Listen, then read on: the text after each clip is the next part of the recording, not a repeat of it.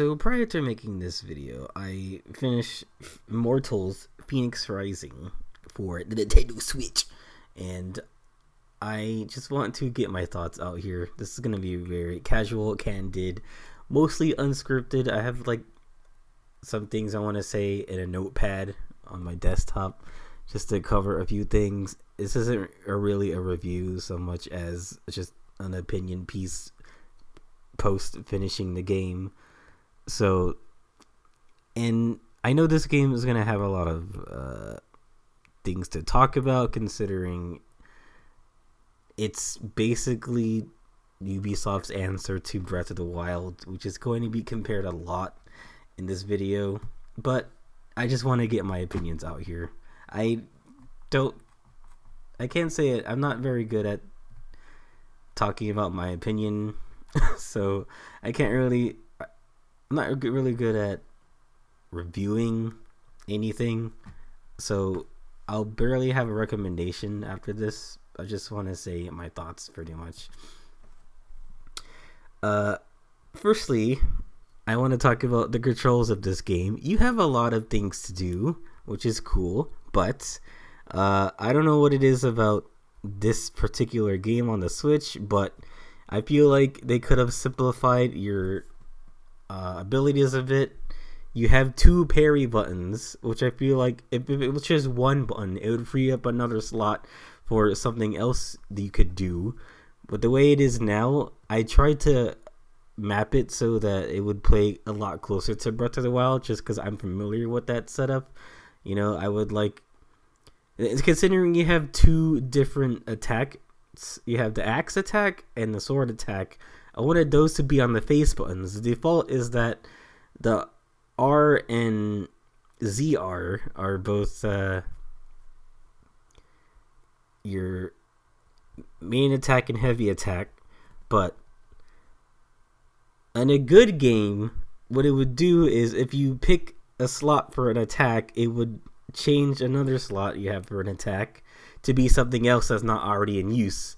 When you change anything in this game, it all just shows up as red, and it tells you, hey, do you want to keep these controls? It might hinder your experience. I'm going to show the default setup right here.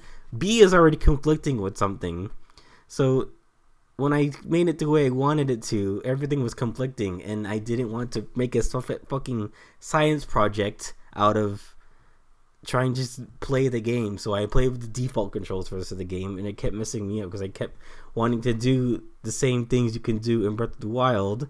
But you know what, I'm gonna say Batwa just because it's faster to say.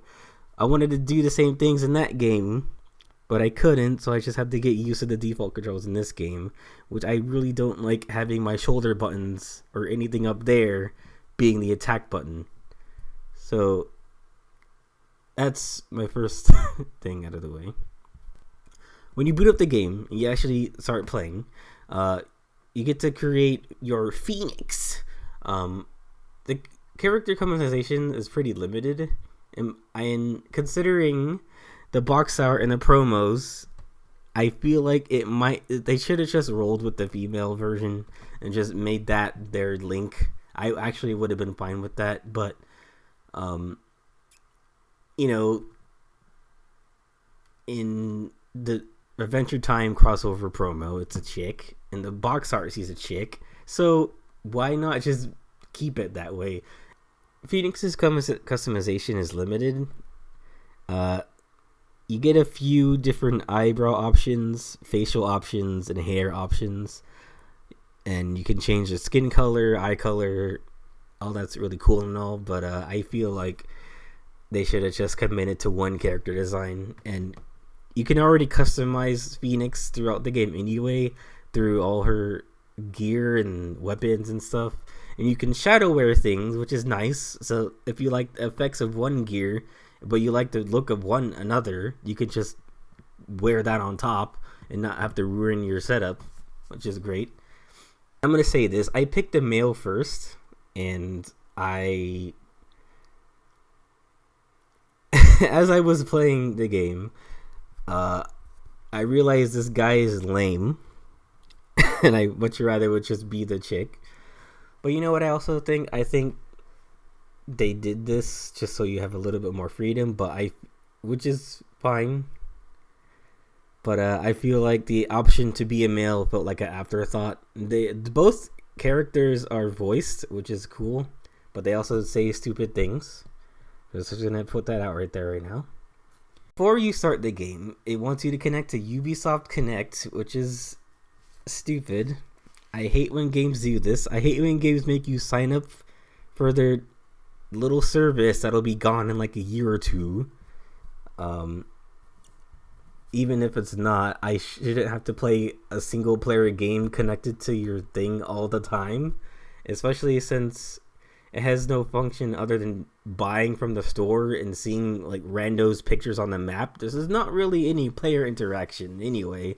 It's literally just there just so you can buy things from their store. Otherwise, you'd be honestly fine without it. So make a throwaway email and you can start playing the game, I guess. There's been games in the past that have been inspired by other ones, and games that are clearly made to cash in on another success. And this is one of those games on that side of the spectrum. It doesn't really have an identity other than making parallels to Batua's mechanics and structure. You have not Ganon, Typhon, who comes down, transforms the gods who are trying to go fight him, I guess. It turns people to stone, it corrupts other heroes from Greek myth, and the goal is to save them all, but you can't go, as soon as the game starts, you can't just go right to Typhon, like you can go right to Ganon in Batua. It actually wants you to do those things first, but you also get to determine the route. Just like you can pick the route in any game. You could go to Athena's area first or Ares' area second. It doesn't matter, as long as you do all of those things, which I kind of like because it commits to its own game. And well, you do get to skip around what you want. It ultimately wants you to do those main things, which I kind of can commend. Now, the environment of the game looks good. I wish it wasn't trying so hard to be Batua's post-apocalyptic Hyrule. Each zone doesn't look as different much from each other. Okay, so, for example, Athena and what's her name? Aphrodite's area is supposed to just big green zones. Meanwhile, Ares and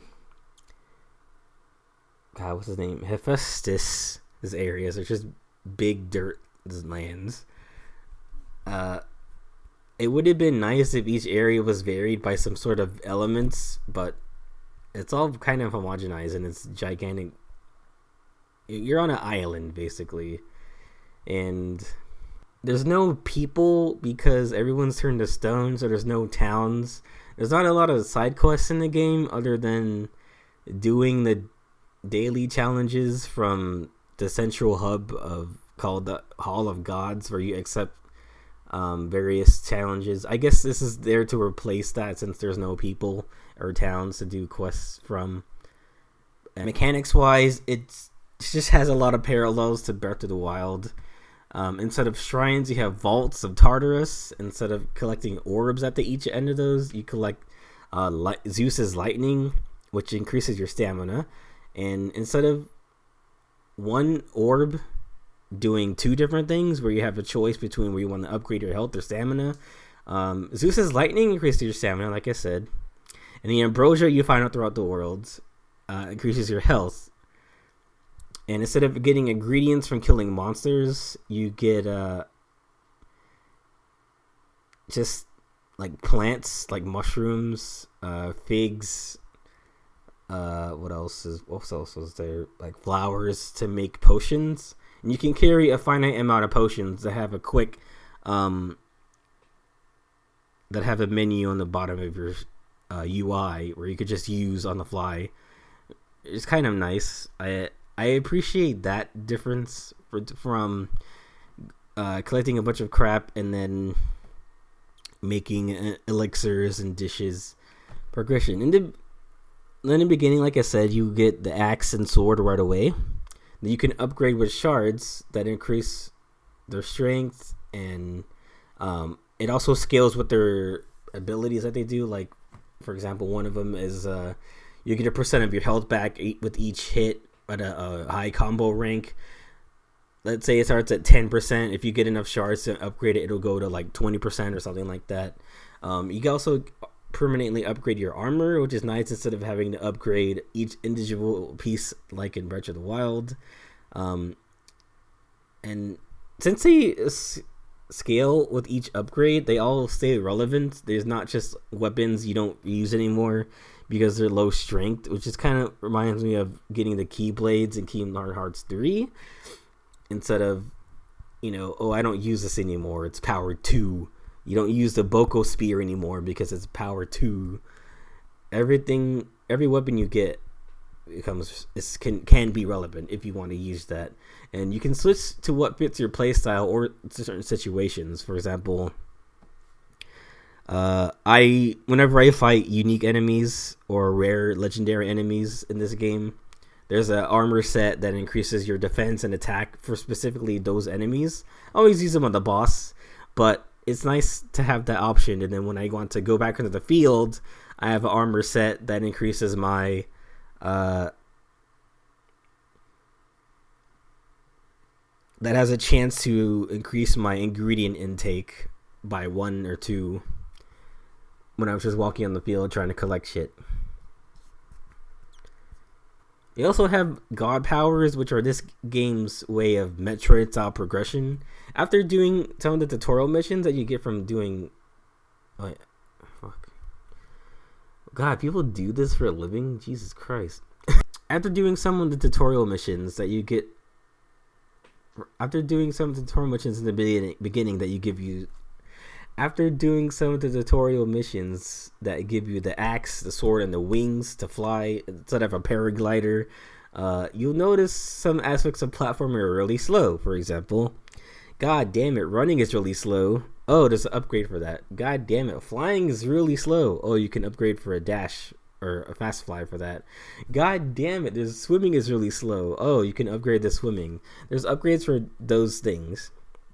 And certain things are mandatory for certain shrines, or vaults of Tartarus, and the game will tell you if you don't have it, which is cool, I guess. But you also just have to remember, I don't have this, and you got to come back. It's different from getting everything you need the first time in the first area in Breath of the Wild, and just figuring out when to use it, when to use your Sheikah powers. And your God powers are attained and upgraded by getting coins of Charon that you get from doing what I can only describe as Donkey Kong 64 style platforming minigame segments. There's the arrow challenge where you have to find a platform. You find a pad and you shoot an arrow. You use, what's his name? Athena's arrow or some shit, where you guide the arrow through a bunch of rings and you hit a big fireplace to light on fire. And there's also myth puzzles, which are just 4 block puzzles you have to rearrange and complete the image, and it'll give you some coins from that. There's a star orb challenge or constellation challenge where you have to, in a small area, in a certain radius, you have to collect these blue orbs, and you have to put them in an arrangement that gives you coins. I guess it's based on constellations. It's not really, it's too whatever. There's running challenges where you have to sprint or fly or jump to reach a certain goal marked by a pillar of light, and at the end of that you get coins. There's also big lyres.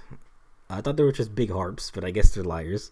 You find a music note on the map, which is actually a tiny little harp, and you interact with it and it'll read you a series of inputs on the harp, and then there's a big one in the field, and you have to like write it down or something.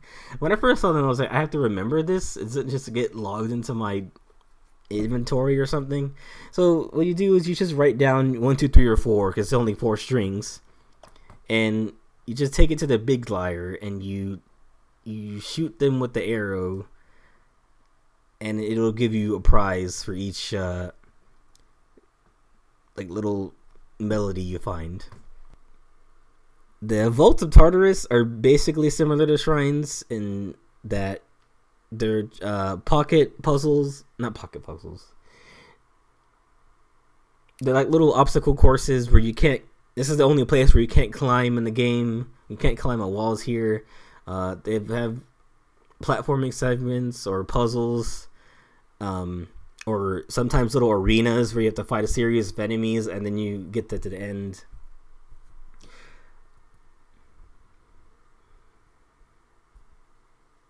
A lot of these are weight-based puzzles, which you can sometimes cheese your way through once you get the Fenyx copy statue. Okay, let me say this real quick. You get a Fenyx copy statue, which is kind of like playing the Elegy of Emptiness and putting your creepy ass Link there, and he acts as a puzzle piece.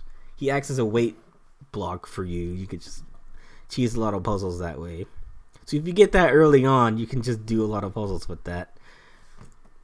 The ones that are platforming segments or obstacle courses, they remind me a lot of the Mario Odyssey's secret door obstacles, like the one where there's a bunch of poison everywhere, there's a giant vertical wall, and you have to use Mario's hat to get the flowers and make you run, and you run up the side of the wall. It's a lot of stuff like that. I like those. What I don't like are the ones that are just a weight mechanic puzzles. Those are kind of lazy to me. Like, I get it, you're picking shit up and putting shit down. That's boring. In a game where you can fucking fly and attack and do all these things, no. Please no. It even has a magnet ability, which is, it's not really a magnet, but you shit out 2 tethers of light and you can pick stuff up and put things down. Basically the same thing as magnesis. And with some of these god powers, you can abuse the distance and height you get from them, and you can really, what I can describe as Shadow the Hedgehogging, Final Haunt, certain vaults of Tartarus. An example, Spear Jump and Shield Rush, you can, with Spear Jump, you have a double jump already. And the spear jump, it gives you another jump. And if you have a lot of stamina, you can use them multiple times in a row if you use it right. And with the shield rush, it's basically a fast dash. And once you upgrade that to go through lasers, you can go through lasers without taking damage. Lasers will kill you in like 1 or 2 hits. So it's nice to be able to cheese. I mean, it's designed to do that, but I feel like in a puzzle where you're supposed to turn off lasers and get around them or something, you just go through it with Athena's shield bash, and those things kind of break the game, in my opinion. In combat, it's actually pretty fun. It's kind of hack and slashy. Still similar to Breath of the Wild, but I would say it's a bit faster paced.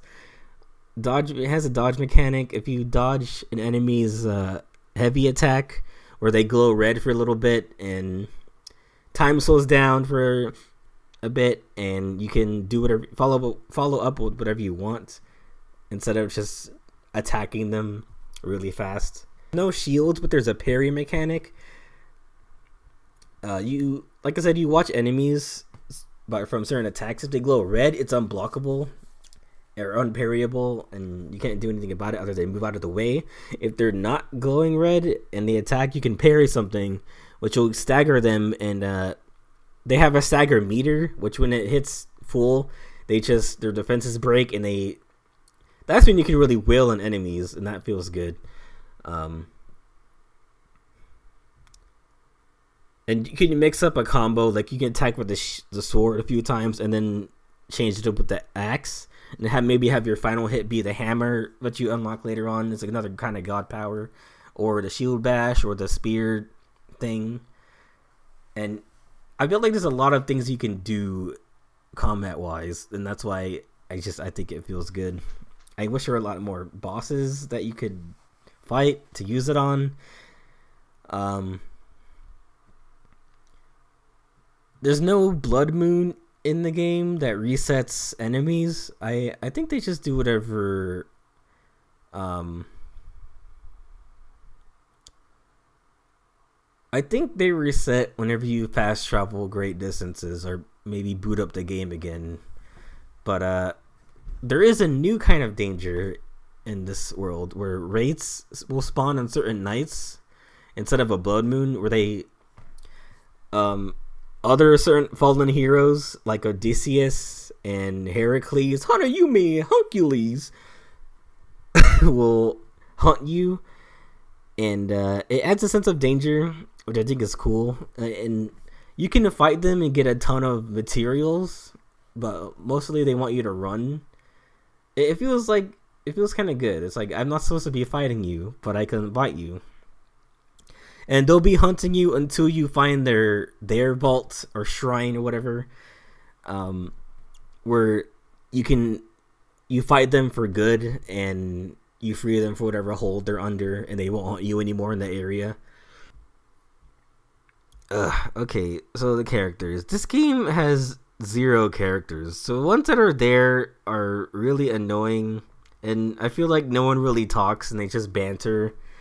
For plot reasons, like I said earlier, everyone's stone, so there's no towns, there's no NPCs, there's no quests that they give out, there's no shops, there's a shop, but it's not run by people, it's just run by Hermes, who sits there acting like you're gonna buy stuff from the Ubisoft Connect store, even though you're not. And when Fenyx talks to the gods, Athena, Aphrodite, Hephaestus, Hephaestus is a new kind of god I made up, and Ares, it's just Fenyx reminding the gods how they used to be, based on what everyone knows, or I guess not what everyone knows, but just based on common knowledge about Greek myths. Like, for example, when you go to Athena's zone and you see her, she's been transformed to a little girl. She's naive and stupid, not like a wisdom fueled adult. And all really Fenyx says to her is, but Athena, you used to be so wisdomy, and you used to know a lot of things, you used to do this, you used to do that. I mean, that's what we know she did from the Greek myth, but that's not what she does in the game, or neither do we even see her what she was like in the past. You don't see what anyone's like in the past because there's no flashbacks, there's no backstory to these people. And the narrative is, I don't remember if it's one way or the other, but Prometheus is telling Zeus the story of Fenyx, and you're playing it. But the thing is, it's kind of hard to care, since considering this is a Breath of the Wild clone, and this game doesn't have the luxury of being a long-running series like Zelda, so it introduces a lot of these gods and heroes as if we'd known them for a long time, but we haven't. So it's really hard to care, and I found myself skipping cutscenes just after a few lines of dialogue. Like, okay, I get it. You're not saying anything important. You're just being banter. You're not. It's trying hard to be funny, and it sucks, and it's cringe. Okay, performance. The frame rate does dip when there's a lot going on. And visually in this game, the textures take a lot, or they take. Okay, the frame rate dips isn't a performance problems. The frame rate dipped for me when there's a lot going on. It's like sometimes there's a lot of enemies. I played the game on hard, so I feel like there was a little bit more than there usually was. Probably, I started on hard. I didn't even see what normal mode was like. I just wanted a challenge from the get-go. And visually, textures take a little bit to load, especially when you get right up close to things after fast traveling or after a cutscene or what have you.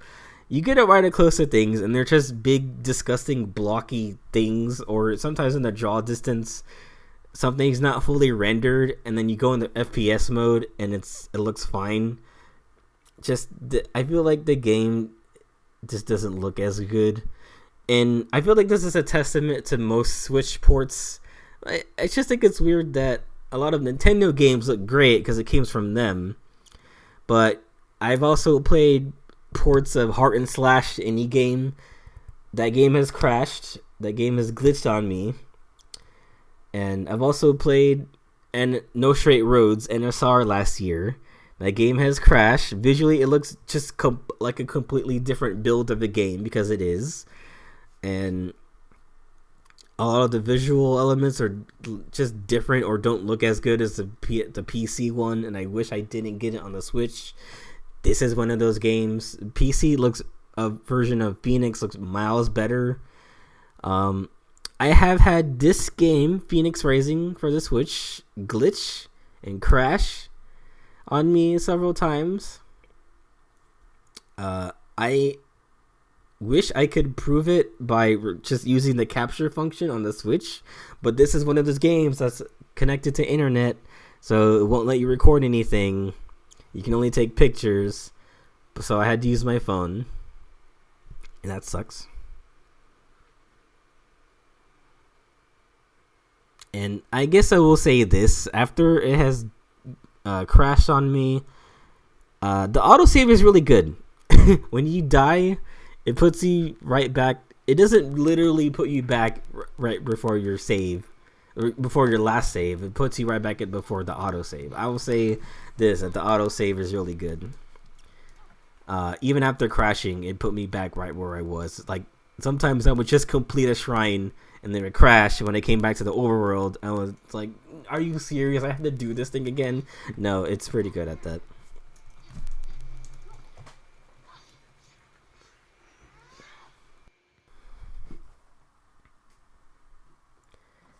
Okay, second story tidbit. This is a little bit spoilery, so probably skip ahead. I don't know. It's about to be spoilers. I gotta say, my experience with the game, barely being like halfway through, I beat Aphrodite's and Athena's area, and I already felt pretty powerful, even playing on hard. At that point, I kind of just wanted the game to end already. I stopped needing to do any of the side challenges for coins and hunting for chests or doing any of the vaults, because I had enough stamina and HP and potion capacity to just go through literally anything. And yeah, I rushed through the rest of the game. That said, if you capitalize on all your things you can do before like the third area you do, then the last two bosses in this game become really kind of a joke. You kill them in like 2 minutes, and it was designed to be a pretty intense fight. But no, thank you. Spoilers, the ending of the game is very stupid. There's plot twists for no reason. The game leads up to you beating Typhon, and just before that, Fenyx's brother shows up, and I just forgot that was even a thing, since his first mention of him was in a run-on sentence from Hermes or Fenyx in the way beginning of the game, and they never mention him until this point. It's like, oh, Fenyx has a brother. Oh, he's being corrupted by Typhon, or he's been working with Typhon this whole time. Shocker. And the reason why Prometheus is telling Zeus a story is so that he remembers that he was the one who turned people to stone, or some bullshit. Typhon says Hermes is Fenyx's father, which makes no sense. But then Zeus remembers, oh, wait a minute, I'm Fenyx's father. So it was really just a pointless misdirection. And during the final boss, it feels pretty good. Typhon does a lot of stuff. He's no Calamity Ganon, but the fight is very similar. First of all, Calamity Typhon talks to you, which I really wish I would have heard Calamity Ganon just say stuff, but I guess at the same time, what would you say? I was realizing what Calamity Typhon was saying. He was just saying crap. He was just saying, I will reforge the world into my viewpoint. He just says a lot of generic shit like that. So I figured that's what he would be saying if Ganon could talk. So it's probably a good idea that he doesn't. As you're fighting Typhon for the final time,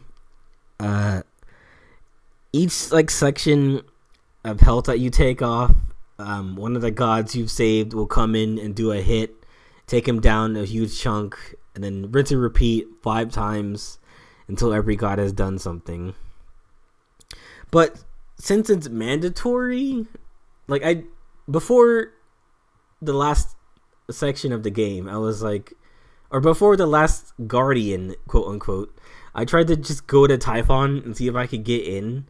But since you need to do them all to get Phoenix's brother's quest to activate right before, you really have to do every single Guardian or God and see this sequence play out at the end with Typhon. So you don't get to see what it would look like if you didn't save one of the gods. Which I guess is okay, since I want this game to be as different from Breath of the Wild as possible. But they still stuck to trying to mirror it, and that kind of sucks. There's no credits, which I thought was a little bit weird. That's all I'm saying about that. You can play the game on New Game Plus mode after you beat it. I'm probably not gonna do that since I've now seen what this game is leading up to. New Game Plus, you get to keep all your abilities and inventory and stuff like that, which means it'll probably go by really fast. But I don't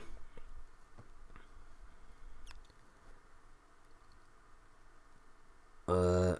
Overall closing thoughts. This entire game, I was mostly wish I was playing a game with this kind of combat that wasn't trying so hard to be Batua, because I really did like some of the platforming and challenge segments. I liked the Hermes challenges where you're running and you're trying to get to goals. I like fighting some of the enemies and learning their patterns. The enemies are kind of basic. You fight. I mean, it doesn't have the luxury of having like an interpretation of. Well, I mean, it has interpretations of various Greek monsters. I mean, the game was originally called Gods and Monsters. The weapons and armor you get in the game are kind of interesting, and I like mixing and matching their effects together and having like an optimal setup instead of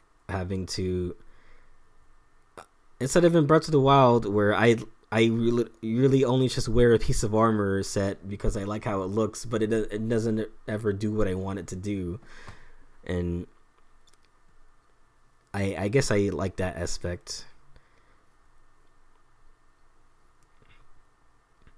And I will say this, so in the Hall of the Gods, it's like the central hub area.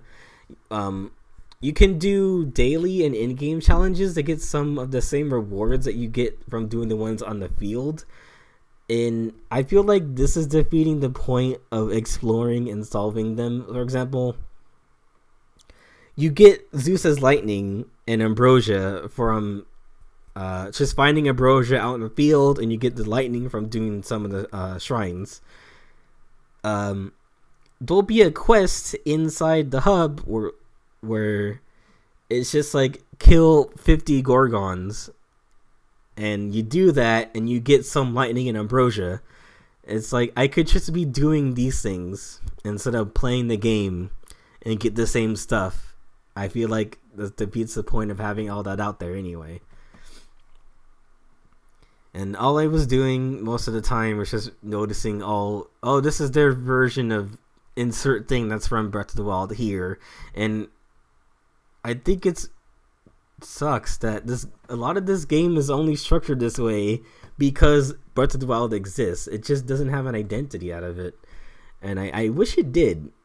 I honestly wanted to play this game when I heard it was called Gods and Monsters.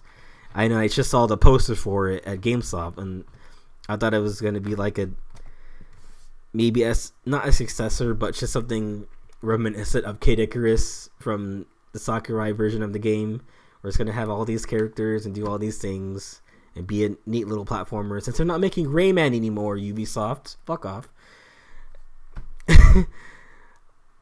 I would have dug a platformer that had the Greek aesthetic, Greek mythology theme. That would have been really cool.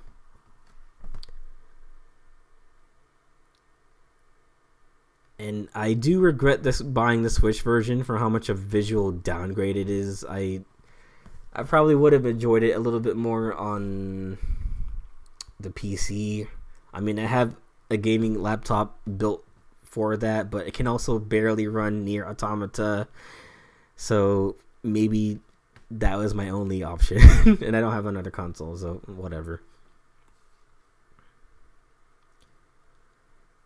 The things you get from the store are nothing but like cosmetic things. There's a lot of costumes with neat effects in the main game that you can already get within the game for free, and they have a lot of skin variants of it too that you get from.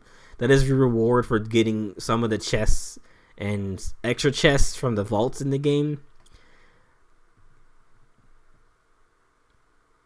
And since you can't show it off to anyone, the storefront is literally only there to see if you'll spend money.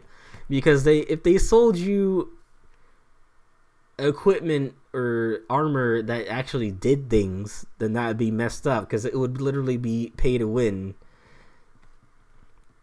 But they're literally just cosmetic things. They could have just put this in the game. And also considering you can shadow wear things, I feel like I don't need to have that Adventure Time skin that doesn't do anything different. It just looks like that. No, I don't think so. And to see if you'll spend money on it. Also, the name sucks. Immortals Fenyx Rising sucks as a name. I get it. I'd have to look this up. I'm pretty sure it's true, but it does suck that, first of all, Monster Energy, screw off. People should be able to name their games with the word monsters in it, especially since they're two completely different kinds of products. One's a video game, you're an energy drink. Screw off. You might as well be suing Pokemon because they don't want you don't want people to get confused with having a monster can inside their pocket. Fuck you, dude.